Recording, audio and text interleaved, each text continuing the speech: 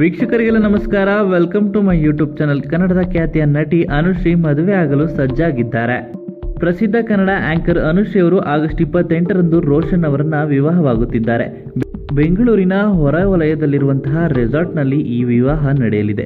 ಅವರ ಲಗ್ನ ಪತ್ರಿಕೆ ವೈರಲ್ ಆಗಿದ್ದು, ಕನ್ನಡ ಚಿತ್ರರಂಗದ ಹಲವು ಗಣ್ಯರು ಈ ಮದುವೆಗೆ ಆಗಮಿಸುವ ನಿರೀಕ್ಷೆ ಇದೆ. ಇನ್ನು ಆಗಸ್ಟ್ 28ರಂದು ಬೆಂಗಳೂರಿನ ಹೊರವಲಯದಲ್ಲಿರುವಂತಹ ಕಗ್ಗಲಿಪುರದ ರೆಸಾರ್ಟ್ ಒಂದರಲ್ಲಿ ಇವರ ವಿವಾಹ ನೆರವೇರುತ್ತಿದೆ. ಆಪ್ತರು, ಕುಟುಂಬದವರು ಹಾಗೂ ಗೆಳೆಯರ ಸಮ್ಮುಖದಲ್ಲಿ ಈ ಮದುವೆ ನಡೆಯಲಿದೆ. ಅನುಶ್ರೀ ಅವರು ರೋಷನ್ ಅವರನ್ನ ವಿವಾಹವಾಗುತ್ತಿದ್ದಾರೆ. ರೋಷನ್ ಅವರು ಕೊಡಗು ಮೂಲದವರು.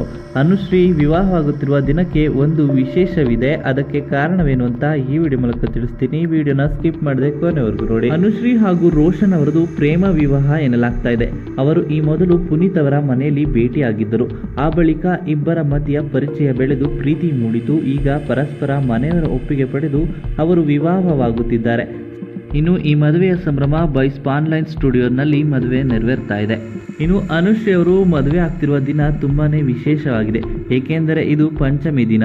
ಗಣಪತಿ ಹಬ್ಬದ ಸಮಯದಲ್ಲೇ ಅನುಶ್ರೀ ಅವರು ಹಸೆಮಣೆ ಏರುತ್ತಿದ್ದಾರೆ ಅನ್ನೋದು ವಿಶೇಷವಾಗಿರುವಂಥದ್ದು. ಸಾಮಾನ್ಯವಾಗಿ ಮದುವೆಯನ್ನ ಹಬ್ಬದ ಸಂದರ್ಭದಲ್ಲಿ ಮಾಡುವುದಿಲ್ಲ. ಹಾಗೆಯೇ ಅನುಶ್ರೀ ಅವರು ಆಂಕರ್ ಕ್ಷೇತ್ರದಲ್ಲಿ ಸಾಕಷ್ಟು ಹೆಸರು ಮಾಡಿದ್ದಾರೆ.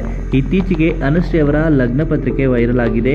ನೀವೆಲ್ಲ ಕೇಳುತ್ತಿದ್ದ ಪ್ರಶ್ನೆಗೆ ಈಗ ಉತ್ತರ.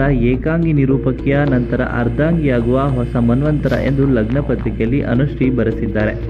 ಇನ್ನು ಅನುಶ್ರೀ ಅವರು ತಮ್ಮ ಲಗ್ನ ಪತ್ರಿಕೆಗಳನ್ನು ಎಲ್ಲ ಸೆಲೆಬ್ರಿಟಿಗಳಿಗೂ ನೀಡಿದ್ದಾರೆ. ಈ ಫೋಟೋಗಳು ವೈರಲ್ ಆಗಿ ಗಮನ ಸೆಳೆದಿವೆ. ಕನ್ನಡ ಚಿತ್ರರಂಗದ ಅನೇಕ ಸೆಲೆಬ್ರಿಟಿಗಳು ಮದುವೆಗೆ ಹಾಜರಿಯಾಗುವ ನಿರೀಕ್ಷೆ ಇದೆ. ಇನ್ನು ಅನುಶ್ರೀ ಅವರು ವಿವಾಹದ ನಂತರವೂ ಕೂಡ ನಿರೂಪಣೆಯನ್ನು ಮುಂದುವರಿಸಲಿದ್ದಾರೆ ಎನ್ನಲಾಗ್ತಾ ಇದೆ. ಇನ್ನು ಈ ವಿಡಿಯೋ ನಿಮ್ಗೆ ಇಷ್ಟ ಆಯಿತು ಅಂದರೆ ವಿಡಿಯೋಗೆ ಲೈಕ್ ಮಾಡಿ. ಅನುಶ್ರೀ ಅವರ ಮದುವೆಯ ಮತ್ತಷ್ಟು ಹೆಚ್ಚಿನ ವಿಡಿಯೋಗಳಿಗಾಗಿ ನಮ್ಮ ಚಾನಲ್ಗೆ ಸಬ್ಸ್ಕ್ರೈಬ್ ಮಾಡಿ. ಹಾಗೆ ಅನುಶ್ರೀ ಹಾಗೂ ರೋಷನ್ ಜೋಡಿ ಬಗ್ಗೆ ನಿಮ್ಮ ಅನಿಸಿಕೆಯನ್ನು ಕಮೆಂಟ್ ಮೂಲಕ ಕಮೆಂಟ್ ಮಾಡಿ ತಿಳಿಸಿ.